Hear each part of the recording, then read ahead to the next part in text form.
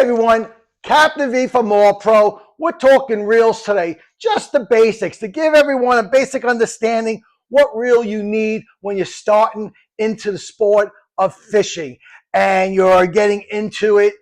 You're getting out of the house, you're getting into nature, and you're going to be buying your first 6 reels, right? I mean, nobody has 1, 2, 3. Once you get the bug, you get the bug. But let me go over what the advantages are of some of the reels and some of the disadvantages. So let's talk the spinning reel. Very common. Spinning reel, mostly used by maybe 3, 4 different type of fishermen. You got your surf casters, right? They're fishing from land. They're fishing from the beach. They need to cast. They're looking for distance.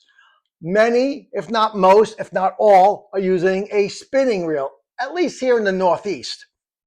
If you're fishing from a pier, a dock, if you're fishing from a bridge, you're probably fishing, again, with a spinning reel. So we could just kind of say if you're fishing from land, you basically want a spinning reel. And why is that?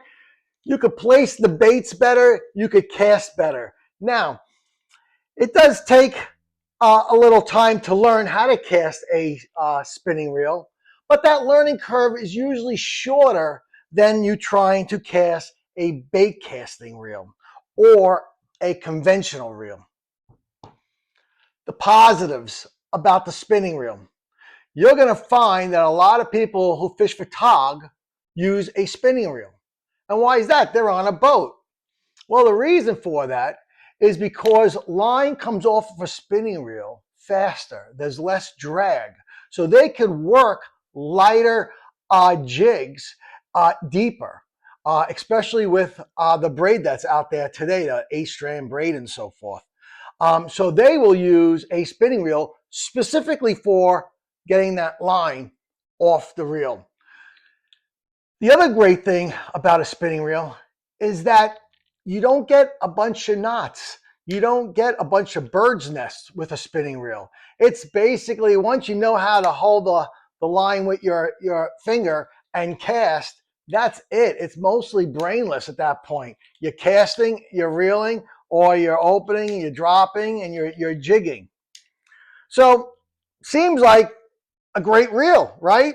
Relatively easy to use. Once you learn how to cast, it's basically perfect. Nothing could go wrong. It's just great, except what this offers you.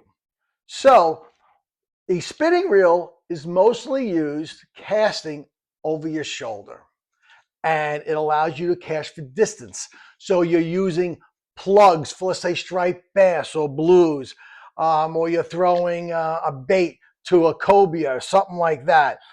The spinning reel is absolutely great. It gets you out there, it gets you distance, and the accuracy is pretty good, especially when you get good at it. A bait casting reel is actually more accurate in shorter distance applications. That's why you see a lot of freshwater fishermen use it, because they're not casting for yards. They're casting like little frogs and worms and little buzz baits, 15, 20, 30 feet, while the saltwater guys are using these spinning reels to get, much further. They could get a lot more accuracy with this, and they could go from the side, they could go over their head, they go 3/4. It allows them to place that bait better with more accuracy. A bait casting reel. The other great thing, and I think the reason why it migrated over to saltwater fishing, is the spool. You have spool control on a bait casting reel, and you really don't have spool control on a spinning reel. And what do I mean by that? If you're dropping a jig down and you're going through the water column and you want to stop every 10, 15 feet and give it a jerk, right? Very difficult to do with a spinning reel. But with a bait casting reel, it's very simple to do, because you release the spool and then you control the spool with your thumb. And you could just put pressure on it, jig, take your finger off, and let some line come off. But like I mentioned, there is more friction and the line comes off this slower. Now, what do I Is that slow really relevant? Well, in certain applications, it's not, such as jigging. You have a much heavier weight. Maybe you got 3, 4, 5, 10 ounces going down. And therefore, it's much easier to use a bait casting reel in those applications. You want to come up speed jigging, you're going to work it, you're going to pull it, come up. Let's say you want to drop it down, you got to hit. It's real easy. It's a one-hand application. You can use one hand to release the spool, and your other hand just locks it up. Unlike this here, normally you're holding the rod again with your right hand. You got to use your left hand to open up the bail. And then you need your left hand to lock it and get going again. So it's a little more efficient using a bait casting reel. The problem with a bait casting reel is that you have to learn what these dials and spool tensioners are, because that's going to allow you to cast further or better without getting the bird's nest. So let's talk about it real quick. This dial here, usually on the side of the star drag here, that's a spool tensioner. So when you're casting a bait casting reel, when your lure hits the water, if you see that your spool is still spinning, you need to tighten this up. So you cast, you're watching it, it hits the water, and this is overspinning, you tighten this up.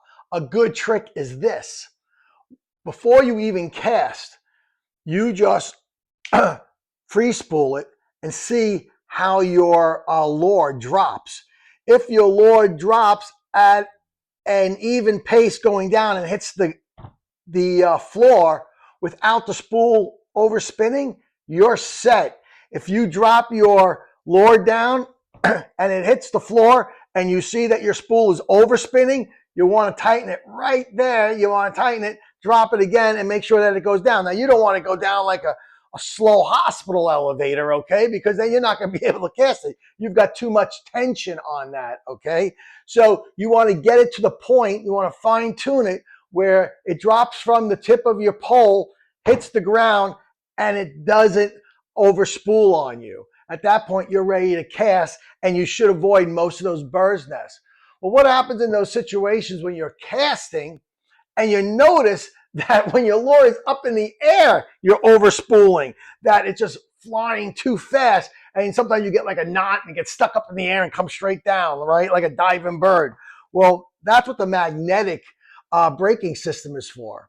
When you see that happen, you want to tighten your magnetic braking system. And that's going to stop the overspooling that happens when the lure is actually in the air. So the magnetic braking system is when you're overspooling, right, in the air.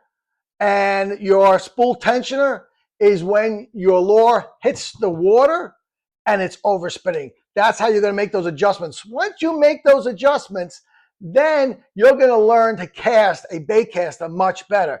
Are you going to cast one as far as a spinning reel? No, but that's not what these are made for. These are made for having more control over your cast, more accuracy, and being able to control your spool. Great reel. And I think that's why you're seeing more and more of them coming into saltwater fishing. Now, this is also interesting. If you are fishing for weak fish and you're using 10-pound braid today, and you want to use your spinning reel to go for striped bass tomorrow, and you want to use 30-pound braid, as you all know, you could just loosen this here, remove the spool, and put a spare spool on that's already spooled with that 30-pound braid.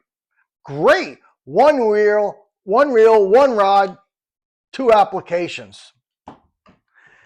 If you notice the conventional reels, you can't do that. With the conventional reels, that's it. If you have 30-pound braid on here, you're not going to be taking off a whole bunch of braid just to put a 10-pound braid on so you can go fishing one day or something like that. All Pro, my company here, we make a bait casting reel, the Pro 300N. And what's unique about this, and there's a couple others on the market, what's neat about this reel is that if we're fishing for, let's say, weak fish again, and we're using 10-pound braid and we're going for a species such as striped bass tomorrow, we need 30-pound braid. Our reel, the way we made it, has a little button on the back. You might have heard that click. It opens up, and you could just easily pop out your spool and swap out a spool, so you could carry spare spools. So in a little tackle box, I might have 10-pound braid, 20-pound braid, and 30-pound braid. I personally don't fish more than 30-pound braid. This particular reel, which I fish often, has 25 pounds of drag. So 30-pound braid is pretty sufficient for what the purposes that I need and the species that I target. So why would anyone use a conventional reel such as this? I call it power. I also think, and this again is an opinion, that the smaller conventional reels are kind of dying out, kind of yesterday's news. Now, I know that might freak out some people, but I really believe the bait casting reel is really great and suitable for most of your inshore and nearshore species. So you're not really using these for that anymore. People aren't using these as much for striped bass because you could get something like this that's so versatile for less money too. I mean, this is double, the price of this. But durability, strength, gear ratios, absolutely great. I mean, if you're fishing like ocean species, small tuna, if you're fishing mahi-mahi, this may be a perfect reel for those applications, but it's limited. Can you cast them? Absolutely, you could cast them. But again, it takes more skill. Has a nice little clicking feature on it. Super nice reel. Might be overbuilt for your inshore and nearshore species here in the East Coast, Long Island.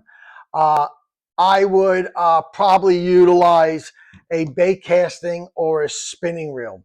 But the important thing is to make sure you're using those reels on the right rods in the right hand.